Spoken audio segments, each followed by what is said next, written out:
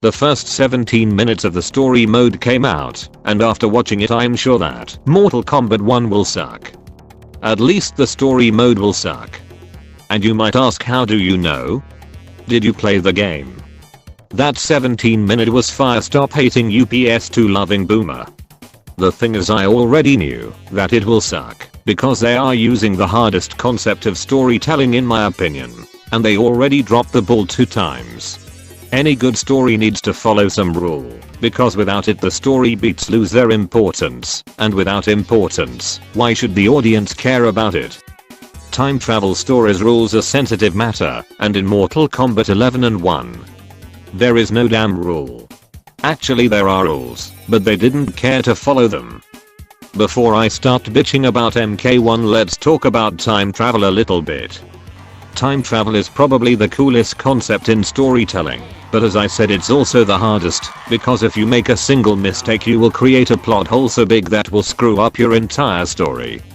The main idea of a time travel story is to change something in the past or present to fix something in the present or future, and there are several ways to approach this idea. The most familiar approach is the traveler.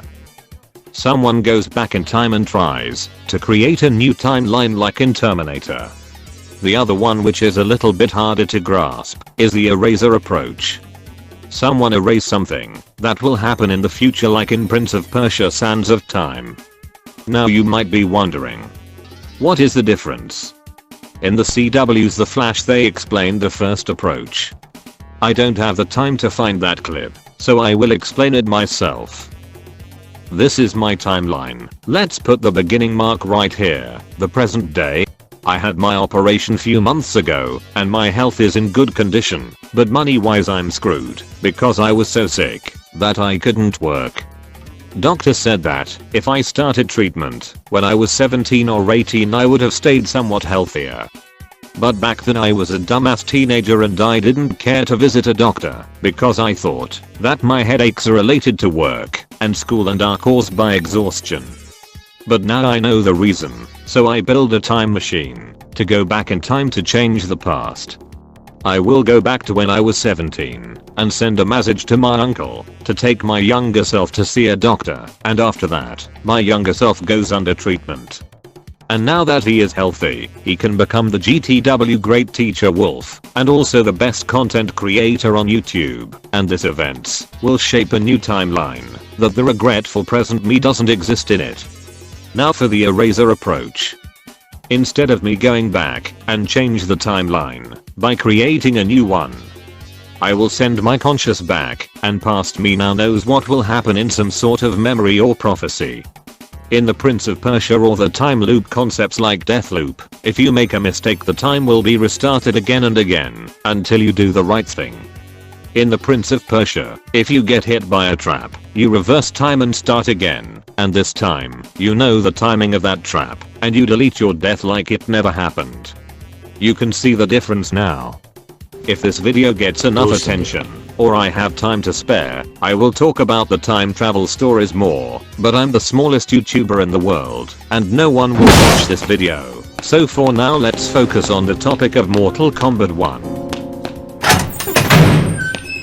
The fourth snake did point out some of the plot holes of the MK11, but he didn't go in detail, because either he didn't have the enough knowledge on the subject of time travel concepts in stories, or he chose not to do so, because it's a time consuming matter, and his video already passed the 4-hour mark anyway.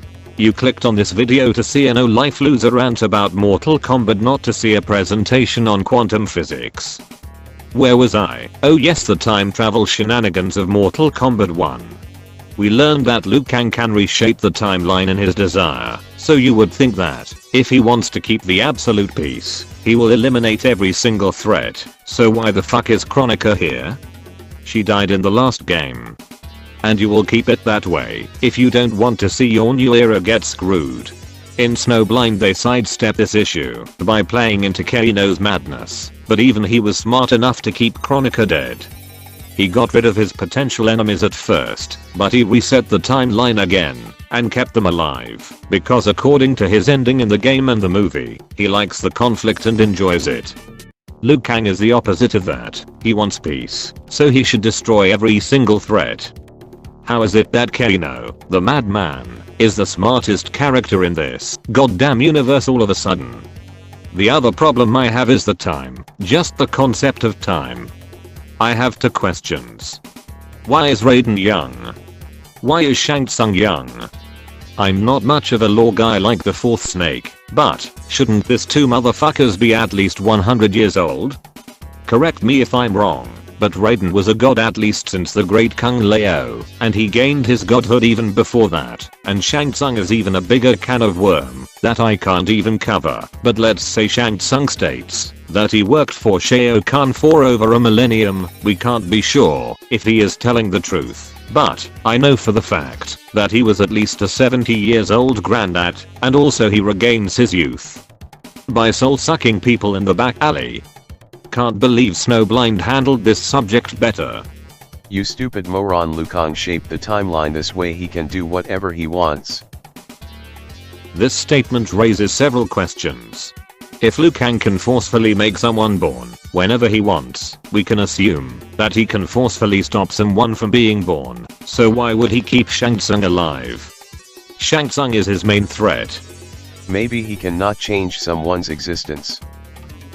It's possible, but then again, how he went Rule 63 on Borachuas and removed someone's entire character trays and cut and pasted it to someone else?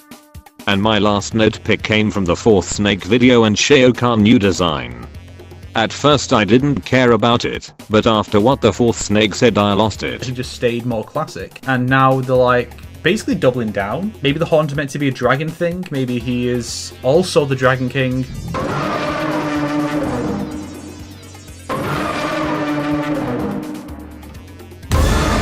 I hope they don't go with the Dragon King route. Let's finish this video by concluding the concepts that come up after this rant. Either Liu Kang has the power to write the timeline in any way he wants, just as the Mortal Kombat 11 and the Snowblind suggested, and Liu Kang is doing a little bit of trolling like an absolute bastard. Or he has limited control over the timeline, and he just did a flashpoint reset, which not only makes the bad story of the MK1 even worse, it also becomes insignificant. It also makes it questionable that while Liu Kang is the god and character's age and traits changed. It's a multiverse and elseworld story. If that is the case, how did the Liu Kang resetting the timeline was specifically effective in his godhood and the other stuff that I mentioned by now?